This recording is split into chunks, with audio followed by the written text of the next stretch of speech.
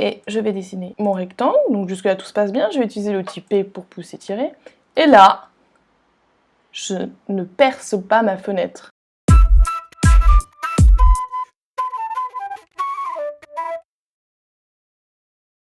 Hello, c'est Lucie d'ADBO et aujourd'hui on va voir une petite astuce SketchUp. C'est un petit problème assez typique que rencontrent les débutants et même parfois les habitués. Ça s'appelle le syndrome des ouvertures qui ne se percent pas. Alors mettons, j'ai importé un fichier AutoCAD et quand je regarde mon fichier, bon, à part cette petite forme cylindrique là sur ce mur là, je me dis que je vais pas rencontrer trop de problèmes à faire mes fenêtres. Donc je vais utiliser l'outil rectangle et je vais dessiner mon rectangle. Donc jusque là tout se passe bien, je vais utiliser l'outil P pour pousser, tirer. Et là, je ne perce pas ma fenêtre. Cette de fenêtre, mais pourquoi elle ne se perce pas? Elle ne se perce pas. Pourquoi? Sûrement parce que mon mur n'est pas totalement en fait parallèle. Du coup, on va régler ce syndrome, ce petit problème, avec ce qu'on appelle les groupes solides. Alors, pour créer un groupe solide, c'est tout simple, un groupe, et quand je vais sur la fenêtre Info sur l'entité, j'ai l'information groupe solide.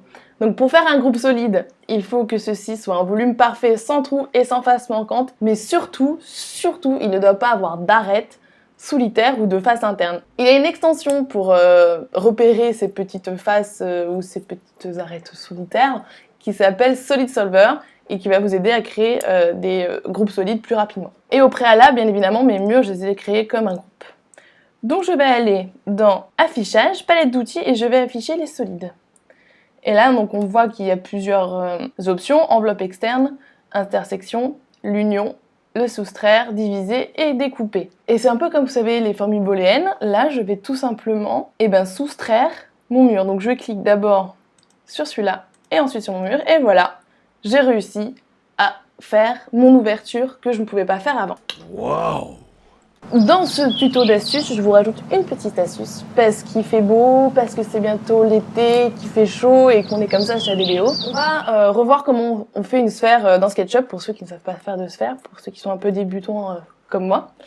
Parce que j'ai envie de faire un hublot, de faire une fenêtre hublot dans mon mur sphérique, et histoire de bien compliquer la tâche. Donc pour faire une sphère, c'est simple, on utilise l'outil cercle, donc je fais C en raccourci. Je vais dessiner d'abord un petit cercle.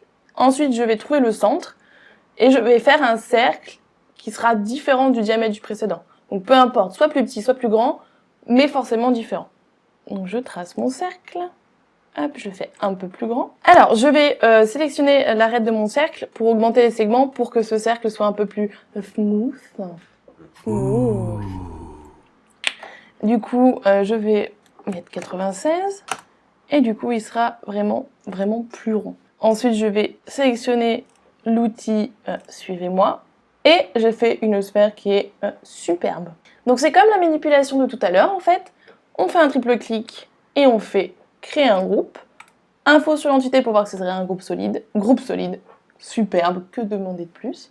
Je vais utiliser l'outil Déplacer et je vais créer mon ouverture.